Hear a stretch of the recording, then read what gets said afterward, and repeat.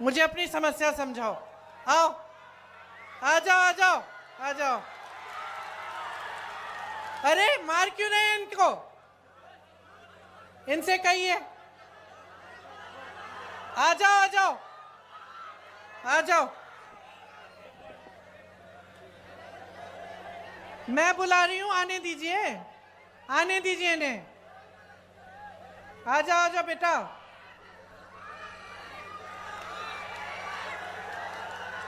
आ जाओ, शाबाश। आओ, ऊपर आओ। उसको पकड़ो मत। अरे कुछ नहीं आने। इधर आओ। नाम क्या है तुम्हारे? आसिफ खान। ये देखो, ये है आसिफ। ये बिहार का नौजवान है। लड़ लड़ के वहां से आया मुझे अपनी समस्या बताने के लिए। ये है बिहार का नौजवान जो अपने अस्तित्व को समझता है, अपने अधिकारों को समझता है, जो लड़ता है अपने अधिकारों के लिए, जो समझ रहा है कि इसके साथ क्या हो रहा है आज।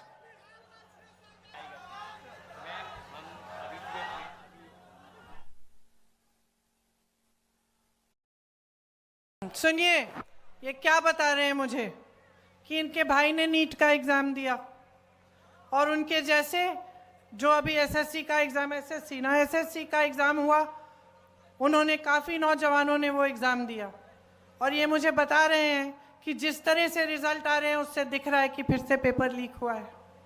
कह रहे हैं कि जब प्रदर्शन करने गए, अपने अधिकार मांगने गए, तो इनको पुलिस ने पीटा,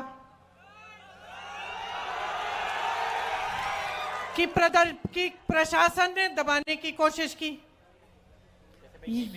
जैसे यहाँ पे जब अपनी बात करने लगे तो आपने इनको रोका। पुलिस वाले मेरे साथी हैं। आपकी गलती नहीं है, आपकी गलती नहीं है। आप अपनी ड्यूटी कर रहे हैं। आपको बताया गया है कि आपकी ड्यूटी जनता की आवाज को दबाना है, ये बताया गया है। क्योंकि आपकी सरकार है, वो ऐसी सरकार है जो जनता की आवाज सुनना नहीं चाहती है। मैं आपको एक बात बताना चाहती हूँ, मेरे बचपन की बात है। मेरे पिताजी प्रधानमंत्री थे। मैं उनके साथ अमेठी गई। अमेठी उनका संसदीय क्षेत्र था। बैठ जाइए आप। मैं उनके साथ अमेठी गई। छोटी सी थी, 10-12 साल की थी, पीछे पीछे चलती थी। हम एक गांव में गए और मैं अपने पिता से डरती थी क्योंकि मेरे पिताजी वो मतलब नियम के आधार पे चलते थे। हम कुछ गलत वलत करते तो खूब डांट खाते थे। पिताजी गांव के अंदर गए, मैं पीछे पीछे गई और एक महिला बड़ी जोर से उनको डांटने लग गई। मैं डर गई। मैंने सोचा ये महिला कैसे डांट रही है मेरे पिताजी को। अब आप सोचिए, मेरे पिताजी प्रधानमंत्री थे, गांव के अंदर गए, गांव की महिला ने उनको खूब डांटा कस के। क्यों? क्योंकि भैया तुम 7 महीने पहले आए थे, तुमने हमें कहा था कि यहाँ पे नल लगवाओगे। 7 महीने निकल गए हैं, तुम हमारे सांसद हो, तुम प्रधानमंत्री हो, अभी तक तुमने नल नहीं लगवाया। डांटा उन्होंने। तो मैंने सोचा, मैं छोटी सी थी, मैंने सोचा तो भैया अब तो पिताजी डांटेंगे, तो मैं और डर गई। पिताजी ने डांटा नहीं, डांटा नहीं, प्यार से बात किया, बोला बहन यहाँ आओ, समझाया कि इस नल को मैंने सैंक्शन कर लिया है, इसमें समय लगता है, ये हो जाएगा, ये अगले 1-2 महीने में तुम्हारा नल लग जाएगा। जब हम गाड़ी में बैठे, मैंने पिताजी से पूछा कि पिताजी तुम्हें इस गांव की महिला ने बहुत डांटा, आपको गुस्सा नहीं लगा, गुस्सा नहीं चढ़ा? कहते बिल्कुल नहीं चढ़ा बेटी, क्योंकि ये मेरा कर्तव्य है और जब वो मुझे डांटती हैं तो वो सही करती हैं, उनका अधिकार है, मेरा कर्तव्य है उनके लिए काम करना, मैं उनका सेवक हूं। तो अगर सरकार, देखिए मैं अपने पिता की प्रशंसा नहीं करने के लिए यहां खड़ी हूं, मैं आपको एक बात बता रही हूं, साधारण बात।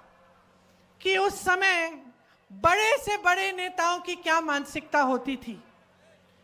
अगर जनता की समस्या है, इस लड़के की कोई समस्या है, इसके साथ गलत हो रहा है, ये प्रदर्शन कर रहा है, अपना अधिकार मांग रहा है, तो ये तो हमारी लोकतंत्र की सबसे बड़ी देन है, सबसे बड़ी मजबूती है, सबसे बड़ी शक्ति है।